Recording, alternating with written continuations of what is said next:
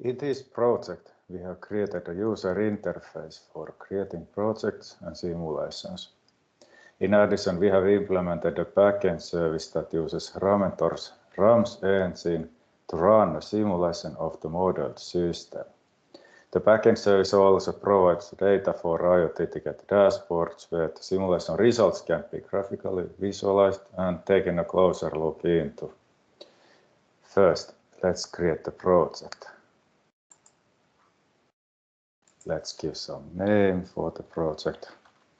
Third Smart PDM project. And let's select the project file that has been created using Ramentor's Helmas tool. This project file contains the definition of the model of the system to be simulated. Let's save the project and let's let the system process the project definition.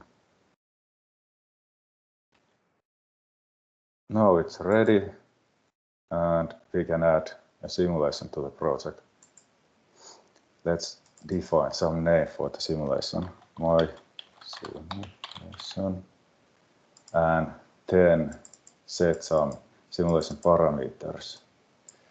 Let's say 2 for the initial age, 2 years, and for example 45,000 rounds to be running in the simulation. Then the simulation time period, 20 years, for example, and let's keep the project file that we just selected, and let's keep all these queries also in use. They are also available here in the top left corner. They are the queries that are defined in the system and can be used in the simulations. And each project can contain any number of simulations. So let's save the simulation. And the system starts to execute the simulation. And in the top right corner we can see the progress of the simulation. And soon we can see the progress of the query execution like this. That was quick. So now the query results are available. You can jump to the IoT ticket. So in this resource browser tree we can see all the projects and the simulations are inside the projects. So, but let's let the system move the data from backend first. It takes a small moment. Refresh. Now the data is available here, and we can open a dashboard in order to look at the data.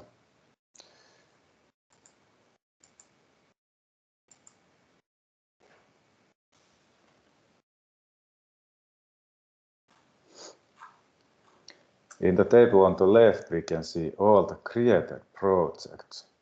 Also, the one we just created is available in the bottom of the table. When I click it, I can see all the query results that are received from the simulation are here. There's one result per each query type as it was configured for the simulation. Let's take a closer look into the first one. So it's this top X item here.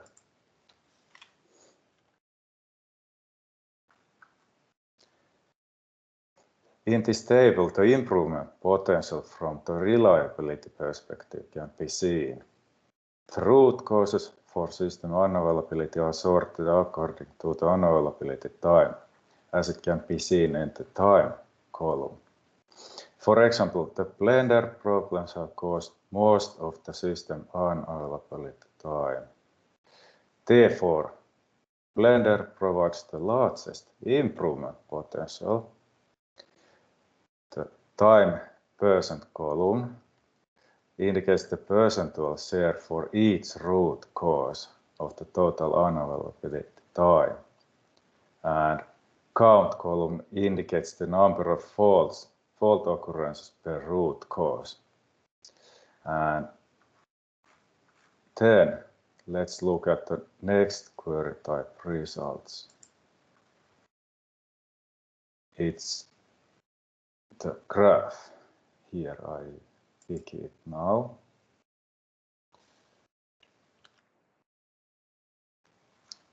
This graph shows the cumulative number of system faults during the simulation period. And the zooming functionality can be used to dig into the details, and it can be used any number of times as necessary. So there are just very small differences between the average and median values, and these can be seen here when I zoomed enough. And the zoom can be, of course, reset any time.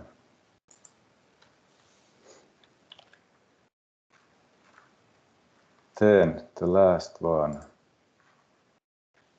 here, the tree type of query.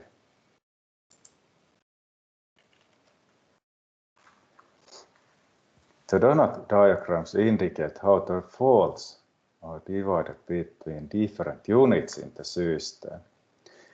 In addition, below the diagrams it's presented how the root causes are divided in each unit.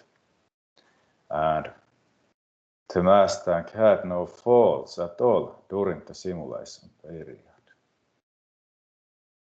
Okay, but I think that's it. Thank you.